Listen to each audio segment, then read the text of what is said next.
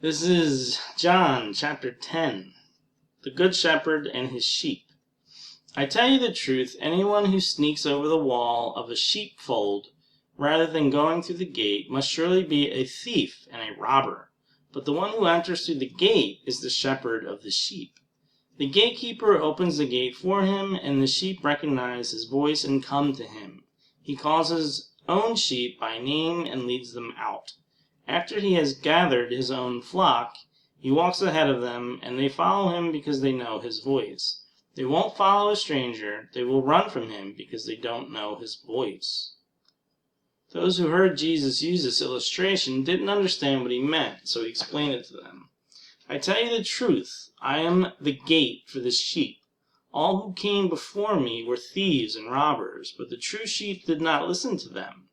Yes, I am the gate. Those who come in through me will be saved. They will come and go freely and will find good pastures. The thief's purpose is to steal and kill and destroy. My purpose is to give them a rich and satisfying life. I am the good shepherd. The good shepherd sacrifices his life for the sheep. A hired hand will run when he sees a wolf coming. He will abandon the sheep because they don't belong to him and he isn't their shepherd. So the wolf attacks them and scatters their flock. The hired hand runs away because he's working only for the money and doesn't really care about the sheep. I am the good shepherd. I know my own sheep and they know me, just as my Father knows me and I know the Father. So I sacrifice my life for the sheep. I have other sheep too that are not in this sheepfold. I must bring them also. They will listen to my voice, and there will be one flock with one shepherd. The Father loves me because I sacrifice my life so I may take it back again. No one can take my life from me. I sacrifice it voluntarily. For I have the authority to lay it down when I want to, and also to take it up again. For this is what my Father has commanded. When he said these things, the people were again divided in their opinion about him. Some said, "He's demon-possessed and out of his mind. Why listen to a man like that?" Others said, "This doesn't sound like a man possessed by a demon. Can a demon open the eyes of the blind?" Jesus claims to be the Son of God. It was now winter, and Jesus was in Jerusalem at the time of Hanukkah, the festival of dedication. He was in the temple, walking through the section known as Solomon's Colonnade. The people surrounded him and asked, "How long are you going to keep us in suspense? If you are the Messiah, tell us plainly." Jesus replied, "I have already told you, and you don't believe me. The proof is the work I do in my Father's name.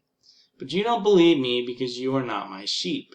My sheep listen to my voice. I know them, and they follow me.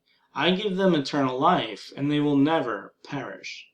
No one can snatch them away from me. For my Father has given them to me, and he is more powerful than anyone else.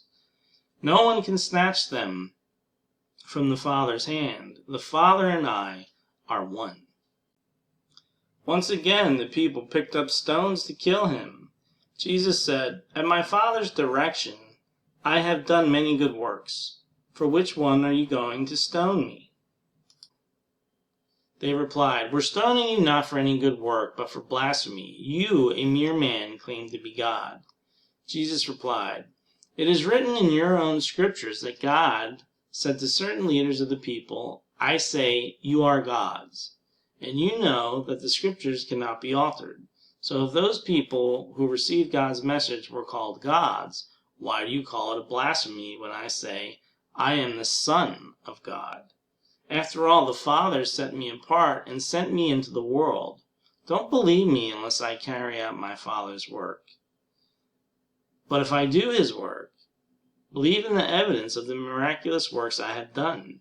Even if you don't believe me, then you will know and understand that the Father is in me and I am in the Father." Once again they tried to arrest him, but he got away and left them.